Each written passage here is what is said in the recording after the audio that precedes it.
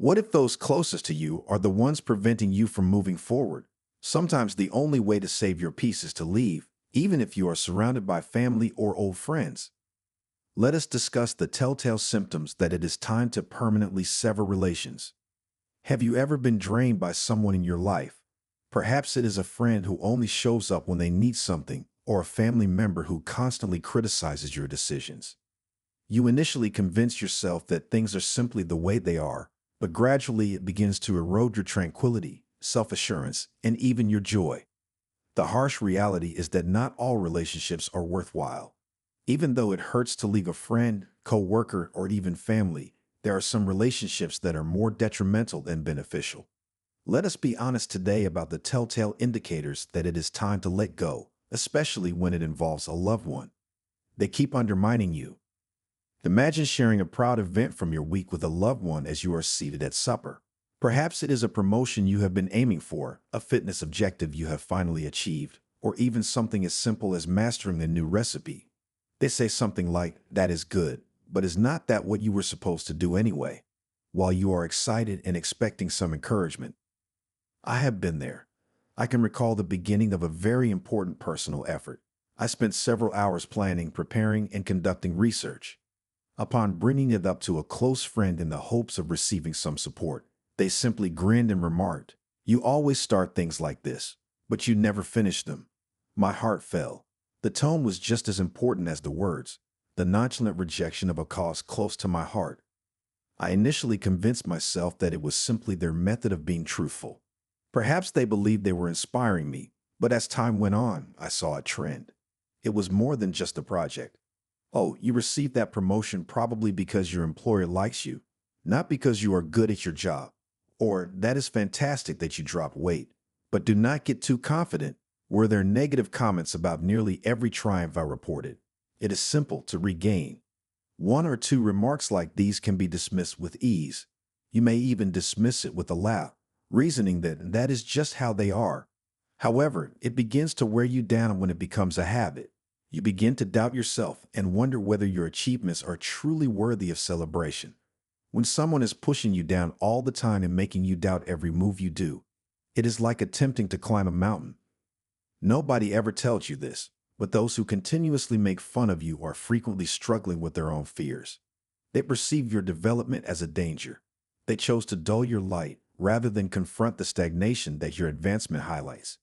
It is about their incapacity to face their own fears and flaws, not about you. This is problematic though, since if you continue to be with these people, their comments begin to ingrain themselves. Their doubt becomes your own when you absorb it. You begin to withdraw out of fear of criticism. You restrict your own potential by playing it safe in an attempt to avoid their negativity. It can feel self-centered to leave someone like this, particularly if they have been a friend or family member for a long period. However, I would like to know if preserving your serenity is selfish. Is it improper to put your personal development ahead of the comfort of others? Stoics are taught to value the things we can control, such as our thoughts, our deeds, and how we react to the outside environment. Giving up our enjoyment to satisfy someone else's fears is something we owe no one. You have control over your thoughts, not external circumstances, stated Marcus Aurelius. You will discover strength if you realize this. The degree to which someone has access to your life is within your control, but you have no control over how they treat you. Life is too short to spend time with individuals who do not applaud your victories. Since they genuinely care about your happiness, true friends and family will rejoice in your accomplishments, no matter how minor. Your achievement is not a danger to them. They consider it a common delight. Therefore, it is time to let go if someone in your life consistently makes you feel inferior, unworthy, or small. You can succeed without their approval. Your confidence and tranquility will soar once you silence the noise. All you need is your own self-belief. They make fun of your objectives. Imagine that you have been holding onto a dream for years, and now you are finally gathering the bravery to reveal it. Perhaps it is launching your own company, penning a book, picking up a new talent, or even something as easy as changing to a better way of living. You are eager, exposed, and looking for support. But rather than encouragement, you get a sneer of disdain, ridicule, or remarks like, "Really? Do you believe you can accomplish that? Is not that deflating?" I have personal experience with this. I made the decision to begin working on a passion project that had been on my thoughts for a long time a few years ago. I told a close friend about my plans since I was both anxious and excited. The caustic reply they gave was, "Good luck with that. Tell me when you are done." At the time, I pretended it did not affect me and laughed it off. However, their remarks kept coming back to me while I worked on the project. What if they are right? What if this is not my calling? That uncertainty was sown there by someone who ought to have been encouraging me, not by me. It says much more about them than it does about you when someone makes fun of your objectives. The truth is that those who disparage your dreams are frequently reflecting their own anxieties. They have persuaded themselves that going after anything significant is too difficult, too risky, or too impractical. And they chose to make fun of your limits rather than face their own. However, this conduct is risky for one straightforward reason. It undermines your self-confidence. Every disparaging remark seems like a tiny pinprick, and those tiny wounds have the potential to gradually erode your confidence. You begin to question if pursuing your aspirations is worthwhile. Am I being foolish? You question yourself. You must understand that if your desire is important to you, it is never too big or too tiny. Your objectives, your life's vision, are exactly what the Stoics urge us to focus on, what we can control. State to yourself what you would be, and then do what you have to do, Epictetus advised. Why let someone else's insecurity to keep you from achieving your goals if you know what they are? Those who make fun of your objectives are not trying to protect you. They are attempting to confine you to the same box that they have put themselves in. They are afraid that your accomplishment would reflect poorly on them and their inaction. After all, achieving your goals makes them face the reasons they have not done the same. Let us get personal now. If someone's words have been preventing you from moving forward, consider whether they are the ones who are actually living your life. When you look back at what may have been, will they feel the regret of lost opportunities? It is difficult to leave individuals who make fun of your objectives, especially if they are close to you. But there are instances when it is essential. Be in the company of positive people rather than negative ones. Instead than saying, "That will never work," look for those who say, "I believe in you." I had to learn this lesson the hard way. Over time, the same person who made fun of my aspirations gradually disappeared from my life. I initially felt bad about the distance, but then I understood that their voice had been preventing me from moving forward more than I had previously thought. Without their pessimism, I began to have more faith in myself, take more risks, and accomplish things I never would have imagined. The hindrance to action encourages action, stated Marcus Aurelius. The obstruction becomes the path. Allow the people who make fun of you to serve as your motivation. Show them that you are more capable than they ever imagined by disproving them, not out of resentment. Your objectives are your own. Keep them safe. Never allow anyone's laughing to extinguish the fire within you. Pursue them with unreserved abandon. They are not consistent. Let us face it. Why waste your time on someone who is unable to make up their mind about being in your life? Being inconsistent is a kind of emotional manipulation, not just a peculiarity or bad habit. Did I do something wrong? Or why are not they coming up for me? Are some of the questions that keeps you pondering. I can assure you that the instant you begin to doubt your own value due to someone's unpredictable actions, they have already triumphed. One of my alleged friends was an expert at this game. They were all in while things were going well. They would get me excited, make plans, and swear to be my lifeline. But what if things become difficult or inconvenient for them? Ghost mode. Radio quiet, no calls, no text. Then, as if their absence did not matter, they would suddenly return with a casual, "Hey, miss me." And what is worse, I ignored it for a very long time. I excused them by saying they are busy. They have a lot of things to do. However, I knew in my heart that they only gave a damn when it was convenient or advantageous for them. Let me make a contentious statement. Inconsistency is a huge warning sign. Even inside the family, I did say it. Someone is not entitled to your emotional energy just because they are your biological relative. Family or not, you should be respected for your emotional energy. And it might be time to move on if someone consistently disappoints you. Walking away means realizing that you deserve consistency, not abruptly cutting people off. You should be in partnerships where you do not have to worry about if you are valuable enough for someone to spend time with you. Being present when it matters, not simply when it is convenient, is the hallmark of true friendship and true love. Being inconsistent wears you out emotionally. It causes you to live in constant uncertainty, which might affect other aspects of your life. You are continually in survival mode, attempting to maintain your stability in a relationship that is continuously changing around you. The good news is that when you start to demand consistency, you are teaching yourself to value your own time and energy, in addition to teaching others how to treat you. By doing this, you are telling the universe that you are only open to respect for one another. It felt like a weight was taken off my shoulders when I eventually quit putting up with people's inconsistencies.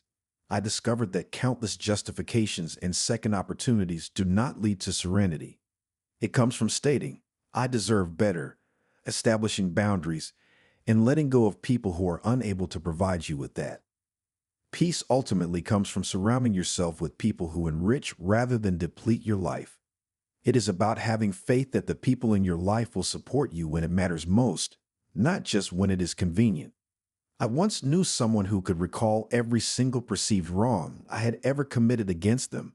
Missed their call once? It was brought up in every argument for the next year. Didn't attend an event they invited me to. They'd throw it back in my face, conveniently forgetting the dozens of times I showed up for them. It didn't matter how much effort I put into the relationship. All they could focus on were the few times I fell short. When people hold grudges, they're telling you something important about themselves. They value resentment more than resolution. Instead of addressing the issue, forgiving, and moving forward, they choose to keep the wound open, reminding you of it every chance they get. It's exhausting and deeply unfair. The Stoics were adamant about the dangers of clinging to the past. Marcus Aurelius said, "You have power over your mind, not outside events. Realize this and you will find strength." Holding on to grudges is the opposite of strength. It's weakness disguised as righteousness. It shows a lack of emotional maturity and an unwillingness to grow. But let's address the elephant in the room. Why do some people hold grudges? For many, it's about control. A grudge gives them leverage, a way to guilt or manipulate you. They'll remind you of your sins to keep you feeling guilty, indebted, or like you owe them something. It's their way of ensuring the relationship revolves around their terms, not yours. The irony is, people who hold grudges often demand perfection from you while giving themselves a free pass. They expect you to never mess up, but if you call them out on their flaws, suddenly it's a different story. They'll excuse their behavior, justify their actions, or even flip the script to make you feel like the bad guy. Let's get controversial here. Relationships aren't about keeping score. If someone is more focused on tallying your mistakes than building a meaningful connection, they're toxic, plain and simple. And it doesn't matter if they're a friend, a partner, or even a family member. No one has the right to hold your past over your head like a weapon. I've learned that life is far too short to waste on people who can't let go. Carrying a grudge is like drinking poison and expecting the other person to suffer. It corrodes the relationship, fosters resentment, and leaves no room for growth. Here's the hard truth. You can apologize, explain, and make amends, but someone who holds grudges will never let you off the hook. Why? Because their grudge isn't really about you. It's about them. It's about their inability to process emotions, to forgive, or to see beyond their own perspective. So, what do? You set boundaries. You refuse to let someone define you by your mistakes, especially when they refuse to let go of their own bitterness. As Epictetus said, it's not what happens to you, but how you react to it that matters. If someone's reaction is to hold on to a grudge forever, that's their choice, but you don't have to stick around for it. Forgiveness is a two-way street. If someone isn't willing to meet you halfway, it's not your job to drag them across. You deserve relationships that are rooted in mutual respect, understanding, and growth, not ones weighed down by the baggage of unresolved resentment.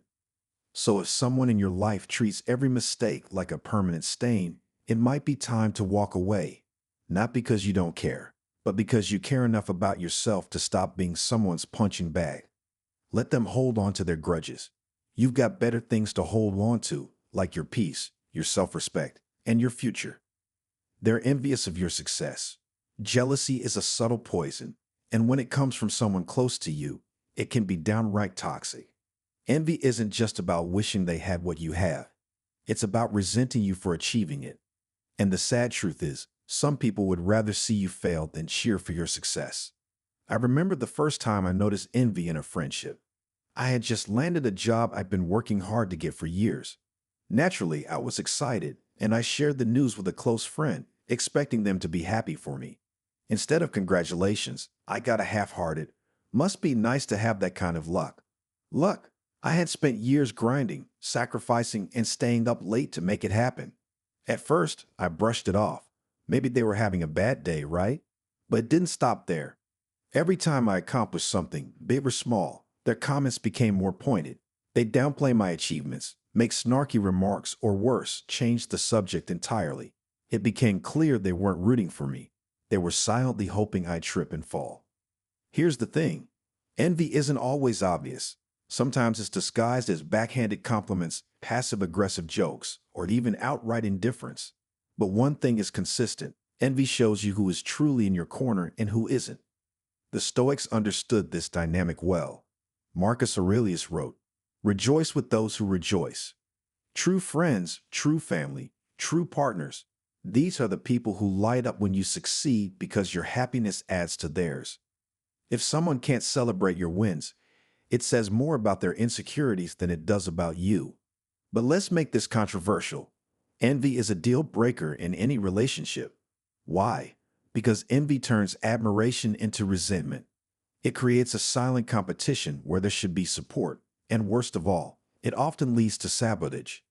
Whether intentional or not, I've seen it happen. A friend envies your promotion, so they subtly spread rumors to undermine your reputation. A sibling envies your financial success, so they dismiss your hard work as privilege.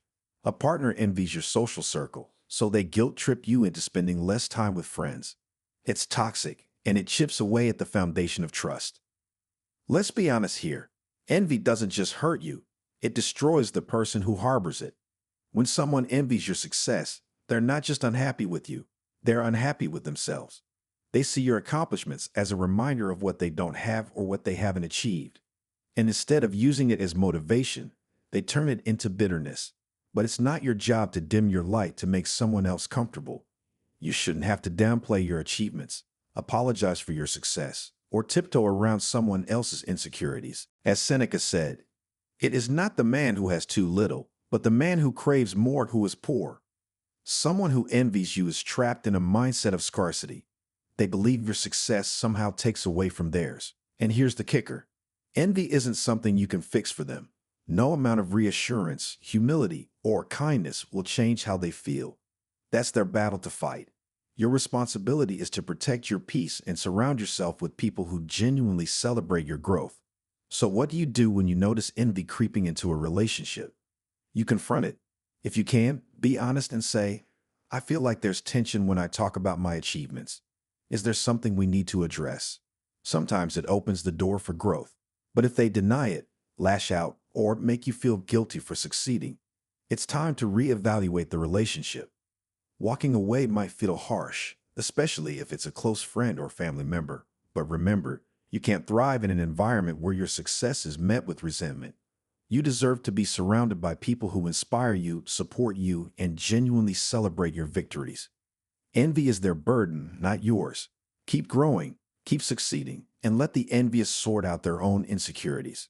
Life's too short to apologize for being the best version of yourself, and I'll see you in the next video.